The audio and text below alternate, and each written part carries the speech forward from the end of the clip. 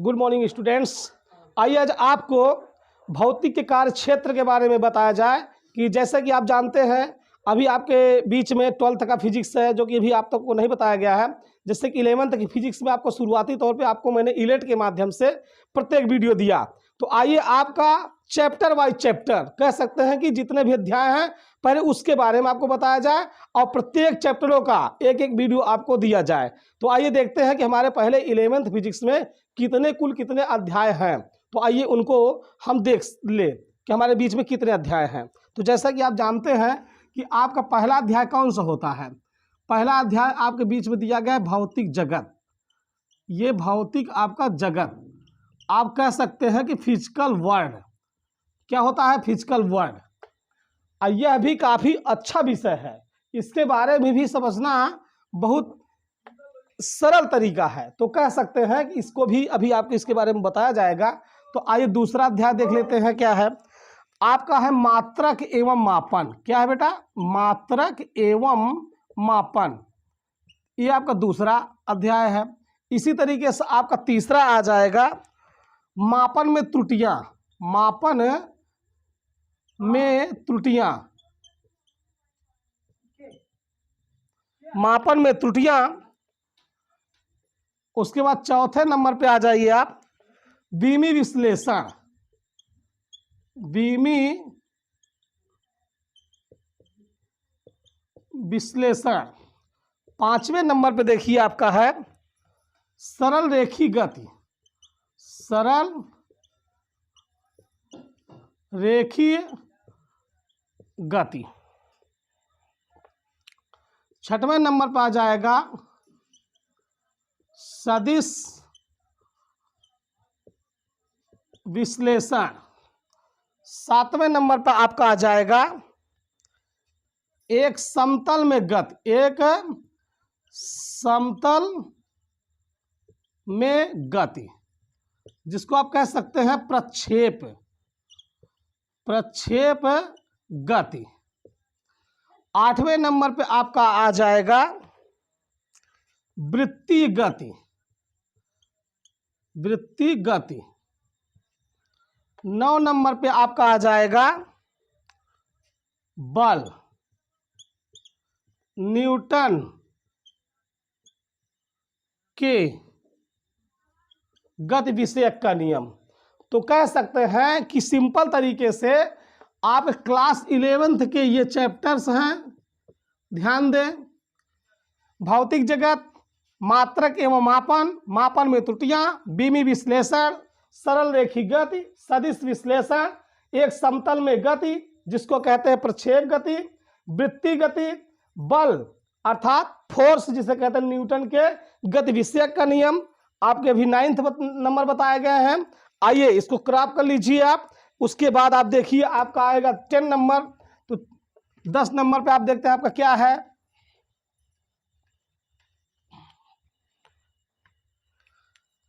आपका 10 नंबर पे आएगा घर्षण। क्या आएगा, घर्षण जिसको आप फ्रैक्शन बोलते हैं। 11 नंबर पे आपका क्या आएगा, कार्य ऊर्जा तथा शक्ति। कार्य ऊर्जा तथा शक्ति। 12 नंबर पे आपका आएगा द्रव्यमान केंद्र। द्रव्यमान केंद्र। 13 नंबर पे आपका आ जाएगा सार्वत्रिक गुरुत्वाकर्षण। सार्वत्रिक गुरुत्वाकर्षण। 14 नंबर पे आपका आ जाएगा प्रत्यास्थता। प्रत्यास्थता। 15 नंबर पे आपका आ जाएगा तरल दाब। तरल दाब जिसको बोलते हैं श्यानता। 16 नंबर पे आपका आ जाएगा पृष्ठ तनाव। पृष्ठ तनाव। 17 नंबर पे आपका आ जाएगा द्रव्य के तापीय गुण। 18 नंबर पे आपका आ जाएगा उष्मा स्थानांतरण, उष्मा स्थानांतरण। देखिए, कह सकते हैं कि अभी आपको 9 नंबर तक के चैप्टर बताए गए थे। घर्षण, कार्य ऊर्जा तथा शक्ति, द्रव्यमान केंद्र, सार्वत्रिक गुरुत्वाकर्षण, प्रत्यास्थता, तरल दाब श्यानता, पृष्ठ तनाव, द्रव्य के तापी गुण, उसके साथ ऊष्मा का स्थानांतरण। आपके 18 नंबर तक के चैप्टर बता दिए गए हैं।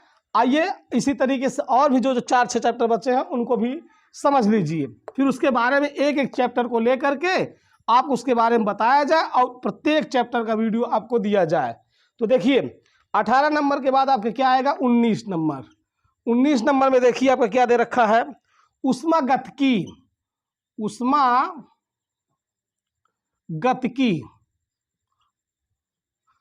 20 नंबर में देखिए आपका क्या दिया हुआ है, आदर्श गैसों का व्यवहार, आदर्श गैसों का व्यवहार, जिसको आप एक शब्द में कह सकते हैं गैसीय नियम, गैसीय नियम। अब 21 नंबर में देखिए आपका क्या दिया है, दोलन, जिसको आप लोग कंपन कहते हैं, दोलन। 22 नंबर में आपका क्या दिया है, यांत्रिक एवं प्रगामी तरंगे। 23 नंबर पे देखिए आपका दिया है तरंगों का अध्यारोपण, तरंगों का अध्यारोपण। 24 में नंबर में देखिए आपका क्या दिया है, तरंगों का परावर्तन, तरंगों का परावर्तन।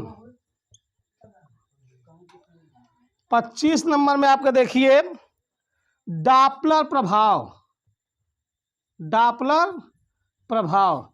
ये ध्यान दीजिएगा, यह जो आपको 25 नंबर चैप्टर दिया है डॉपलर प्रभाव, इसी प्रभाव के कारण आपके एक्सरे होते हैं, इसी प्रभाव के कारण आपके अल्ट्रासाउंड होते हैं।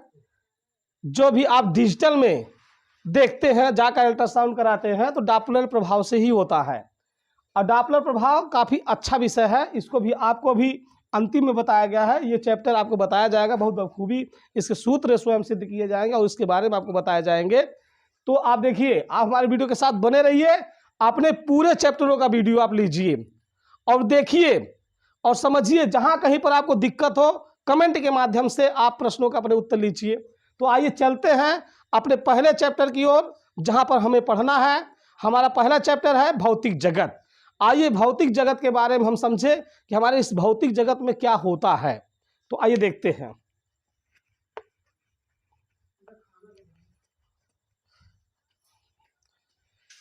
देखिए भौतिक जगत में आपको सबसे पहले जानना पड़ेगा,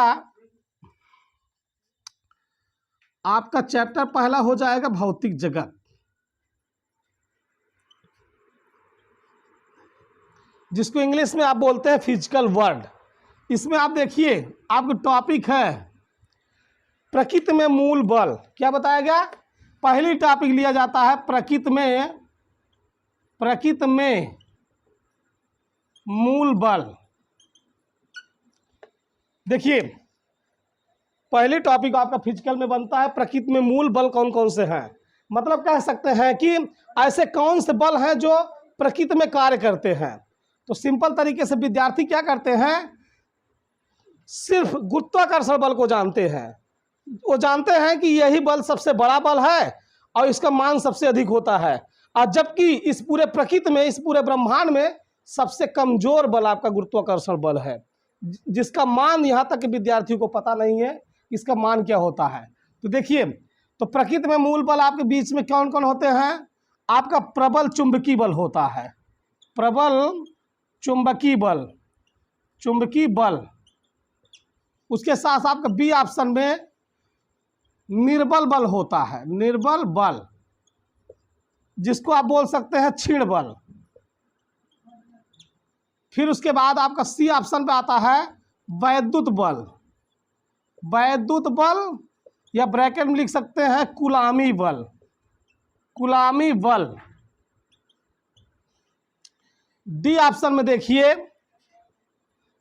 आपका प्रबल चुंबकीय बल, निर्बल बल या क्षीण बल, वैद्युत बल या कूलामी बल, उसके साथ साथ आपका आ जाएगा गुरुत्वाकर्षण बल, गुरुत्वाकर्षण बल।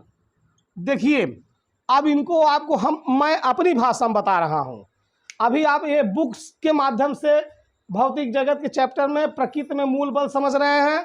तो आपका पहला दिया प्रबल चुंबकीय बल, निर्बल बल, क्षीण बल, या निर्बल बल को कमजोर बल भी कह सकते हैं इसको, या नाभिकीय बल भी बोल सकते हैं, दुर्बल नाभिकीय बल बोल सकते हैं इसको, प्रबल चुंबकीय बल को प्रबल नाभिकीय बल भी बोल सकते हैं। अब वैद्युत बल तो आप जानते हैं। तो देखिए अब इनको हम आपको एक सीरीज के माध्यम से आपको समझाएंगे। जैसे आप जानिए, आप कह दीजिए कि FM, फिर आप कह दीजिए कि FE, फिर आप कह दीजिएगा FG, फिर आप कह दीजिए F0। तो देखिए यहाँ पे FM क्या है, FE क्या है, FG क्या है, F0 क्या है, आपको यही समझना है। FM का मतलब है मैग्नेटिक फोर्स, M का मतलब होता है मैग्नेट या मैग्नेटिक, F का मतलब फोर्स। मैग्नेटिक फोर्स पहले नंबर पे है, मैग्नेटिक फोर्स पहले नंबर पे है। निर्बल बल क्षीण बल आपका लास्ट में है, F0 है। आप जानते हैं तीसरे नंबर पे है वैद्युत बल, जिसे आप इलेक्ट्रिक फोर्स कहते हैं, FE। केमिस्ट्री में FE को आप तो जानते हैं, कुछ और भी बोलते हैं, लेकिन आपको फिजिकल की भाषा में समझना है। FE क्या है, FE आपका वैद्युत बल है जिसे कूलामी बल बोलते हैं। FG क्या है, ग्रेविटेशनल फोर्स, जिसे आप कहते हैं गुरुत्वाकर्षण बल। तो आप ये समझिए कि प्रकृति में सबसे मजबूत बल आपका है प्रबल चुंबकीय बल, और उसके बाद आपका आता है कूलामी बल या वैद्युत बल, फिर उसके बाद आता है क्षीण बल या दुर्बल बल, सबसे अंतिम में आपका आता है गुरुत्वाकर्षण बल। तो आपको ये ध्यान देना है इसमें सबसे किसका बड़ा मान होता है। तो आइए दिखाते हैं आपको कि इसमें सबसे बड़ा मान किसका होता है। देखिए इस पूरे प्रकृति में, पूरे ब्रह्मांड में जो आपका FM होता है इसका मान 10 के पावर 38 बताया गया, और जो आपका FE होता है उसके बाद इसको 10 के पावर लेते हैं बुक्स के सिलेबस के अनुसार 10 के पावर 36, और उसके साथ साथ आपका जो F0 होता है वो 10 के पावर 25, और जो आपका FG होता है उसका मान प्रकृति में 1 होता है, अर्थात बेसिस यहाँ पर 10 के पावर 1 कह सकते हैं।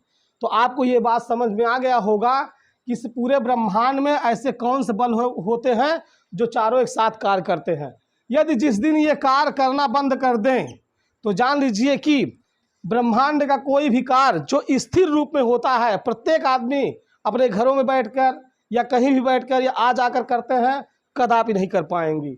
वो सिंपल इन्हीं बलों के माध्यम से ये अपना कार्य अपना सदैव अपने नियम पर करते रहते हैं। इसलिए क्या होता है कि हम अपना कार्य शांति ढंग से कर लेते हैं। तो आपको ये भी ध्यान देना चाहिए कि यदि जिस दिन ये चारों बल कार्य करना बंद कर देंगे तो वैज्ञानिकों ने हमारे बीच में एक बल का और पता लगा लिया है, जिसको बोलते हैं क्वार्क, क्वार्क, क्वार्क, क्वार्क। उसके बाद इसका नाम दिया गया ग्लूआंस। क्या दिया गया है, ग्लूआंस। तो आपको यह ध्यान देना चाहिए क्वार्क, क्वार्क, ग्लूआंस बल ये हमारे प्रकृति के लिए मूल आधार बल है। हमारे इस ब्रह्मांड के लिए यह बल मूल आधार है। जैसे हम कहते हैं हमारे बीच में जिस दिन पेट्रोलियम, केरोसिन, पेट्रोल, डीजल खत्म हो जाएंगे तो हमारे फ्यूचर के लिए कौन भविष्य का ईंधन बनेगा। अगर हमें डीजल न मिले, हमें पेट्रोल न मिले, हमें मिट्टी का तेल न मिले तो हमारे जीवन में काफ़ी दिक्कतें आ जाएंगी। तो जाहिर सी बात उसी तरीके से बलों में यदि ये चार बल काम करना बंद कर दे तो ग्लूआंस बल आगे कार्य करेगा, लेकिन ये ज़्यादा दिन तक चल नहीं पाएगा, कई हजार वर्ष चलेगा, उसके बाद पृथ्वी का विनाश हो जाएगा। तो यहाँ पर देखिए यह बल भी हमारे लिए प्रकृति का मूल आधार है, याद रखिएगा, ये आपके लिए हमारे लिए नहीं है। और उसके साथ साथ आप ये भी ध्यान रखिए, जिस दिन पेट्रोलियम, डीजल, केरोसिन वगैरह वगैरह खत्म हो जाएंगे, आप ध्यान रखिएगा आपके बीच में हाइड्रोजन आ जाएगा, जिसे कहा जाता है भविष्य का ईंधन। इसी तरीके से ग्लूआंस बल भी हमारे बीच में होता है। तो देखिए आपको प्रकृति में मूल बलों के बारे में आपको बता दिया गया, विधिवत इसके बारे में आपको अध्ययन करा दिया गया है। आइए दूसरी टॉपिक भौतिक जगत में उठाते हैं, देखते हैं हमारे बीच में और कौन सी है। तो देखिए दूसरी टॉपिक हमारे बीच में है कि भौतिक का जो कार्य क्षेत्र होता है, जो विद्यार्थी लोग समझ नहीं पाते हैं, वे टॉपिक होते हैं दो। पहली टॉपिक आपकी होती है स्थूल, दूसरी आपकी होती है सूक्ष्म। देखिए अब आपके बीच में देखिए दो टॉपिक दिया गया है, स्थूल और सूक्ष्म। आपको ये ध्यान देना चाहिए कि फिजिकल में जो भी कार्य होते हैं, जो भी इंसान अपने दुनिया में रह करके कार्य करते हैं, वो सभी माध्यम में होता है स्थूल। और उसके बाद जो छिपे हुए माध्यम में कार्य होते हैं, जो हम समझ नहीं पाते हैं, देख नहीं पाते, अपने मन के द्वारा मनन से समझते हैं, तो वो हमारा होता है सूक्ष्म कार्य क्षेत्र। अब देखिए जो स्थूल कार्य क्षेत्र होता है, यह डिपेंडेंट पॉइंट हमारे 5 होते हैं। कितने होते हैं? 5। इन पांचों को देखिए हमारे बीच में कौन कौन से हैं। जैसे आपका आ जाएगा, तो ये भी तो आपको समझना पड़ेगा कि स्थूल जो हमारे इस ब्रह्मांड में है, जिसके माध्यम से अपना पूरा कार्य क्षेत्र करते हैं, तो आपको ये समझना पड़ेगा कि देखिए आपका हो जाएगा यांत्रिकी। क्या हो जाएगा? यांत्रिकी। आपको ध्यान देना चाहिए कि इसके अंतर्गत कई पार्ट आते हैं, यांत्रिकी। फिर उसके बाद आपका आता है ऊष्मागतिकी। क्या आता है? ऊष्मागतिकी।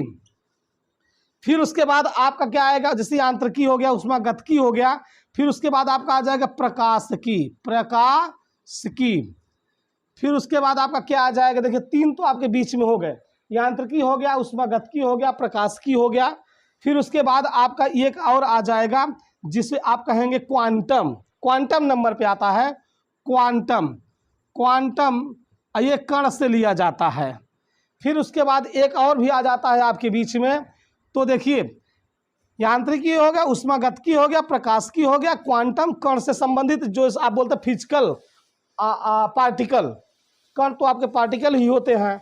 फिर उसके बाद एक हमारे बीच में आता है इलेक्ट्रॉनिक्स से संबंधित होता है, जिसे इलेक्ट्रॉनिक्स कहते हैं या इलेक्ट्रिकल भी बोल सकते हैं। तो आपका हो जाएगा इलेक्ट्रॉनिक। इलेक्ट्रॉनिक। तो देखिए तो फिजिकल वर्ड में आपको यही समझना पड़ेगा, क्योंकि देखिए फिजिकल में आपके न्यूमेरिकल नहीं है, सिर्फ मौखिक की बात है। आपको कितना ज्ञान फिजिकल में मिल जाए। पहले चैप्टर में भौतिक जगत में जैसे आपसे पूछ लिया जाए, एक मानव के आयु का वजन कितना निश्चित किया गया विज्ञान के तौर पे, ये तो आप समझते हैं कि कोई भी मानव आपके बीच में खड़ा है तो उसका वजन वैज्ञानिक तौर पे बताया गया 100 से अधिक नहीं होना चाहिए। अब जैसे किसी व्यक्ति का वजन 70 किलो होता है, 75 होता है, 72 होता है, 70, 60, 40, 45। अब जो 100 के पार चले जाते हैं तो उनके लिए अपवाद हो जाता है। अब उनको वो वैज्ञानिक तौर पे नहीं लिए जाते। 100 के पार वाले वजन तो अपवाद हैं। जैसे व्यक्तियों का आप जानते हैं उम्र आयु निर्धारित की गई है वैज्ञानिक तौर पे 100 वर्ष। अब बहुत से लोग ऐसे 110 वर्ष भी जी लेते हैं, 105 वर्ष भी जी लेते हैं, 113 साल भी जी लेते हैं, बहुत से 120 साल भी जी लेते हैं। यहाँ तक में क्या होता है, ये आयु का निर्धारण वैज्ञानिक तौर पे है 100 के अंदर। जैसे कुछ लोग पूछ लेते हैं अंगूर का वजन बताइए, तो यहाँ तक है अंगूर का वजन कोई तौलता थोड़ी ना है कि अंगूर का वजन कितना होगा। चूँकि वैज्ञानिक तौर पे बताया गया है इसका 10⁻³ kg होता है अंगूर का वजन, और भी निगेटिव होता है, या तो इसे अब रिजल्ट में दे दीजिए 1/1000 kg। अब आपसे ये पूछा जाए कि वैज्ञानिक तौर पे आप बताइए मच्छर का वजन कितना होगा, तब आपकी तो बहुत बड़ी विषय हो गई। भाई मच्छर का वजन, क्या कोई मच्छर को तौल रखा है? तो फिर भी फिजिकल में आपको बताया गया है कि मच्छर का वजन कितना होता है। मच्छर का वजन बताया गया है 10⁻⁵ kg। सोचिए इसमें भी -5 लगा, तो इसका मतलब 1/10 आपका 10⁵ आपका kg हो जाएगा। तो कहने के तात्पर्य इस प्रकृति में ऐसा कोई कण नहीं है, ऐसा कोई जीव नहीं है जिसके बारे में अलग अलग क्षेत्र में न रखा गया हो। तो देखिए फिजिकल वर्ल्ड में अभी और भी आपको बातें बतानी है, जैसे इलेक्ट्रॉन का वजन, प्रोटॉन का वजन, न्यूट्रॉन का वजन, और उसके साथ साथ कण हमारे बीच में कितने होते हैं। जैसे कण हमारे 2 होते हैं, एक मूल कण होता है, एक एंटी कण होता है। तो मूल कण में आप जानते हैं इलेक्ट्रॉन, प्रोटॉन, न्यूट्रॉन होता है। एंटी कण में भी आपको पता होना चाहिए पॉजिट्रॉन, मेसान, एंटी न्यूट्रिनो होता है। सबके अलग अलग खोजकर्ता होते हैं। तो छोटे से लेकर पार्ट में बड़े पार्ट में आप जाएंगे तो प्रत्येक वस्तु के बारे में आपको बताया जाएगा। तो फिजिकल में देखिए मैंने आपको इतनी सी बात, बड़ी से बड़ी बात आपको मैंने बताया। तो दोस्तों हमारे इस वीडियो को आप देख सकते हैं और दोस्तों के बीच में ज़्यादा से ज़्यादा शेयर कर सकते हैं, और हमारे वीडियो के साथ आप बने रहिए और अपने हर चैप्टर के बारे में सीखिए। जहां पर आपको दिक्कत हो कमेंट कीजिए, उस कमेंट के माध्यम से आपको उसके प्रश्न का उत्तर दिया जाएगा। आप सबका बहुत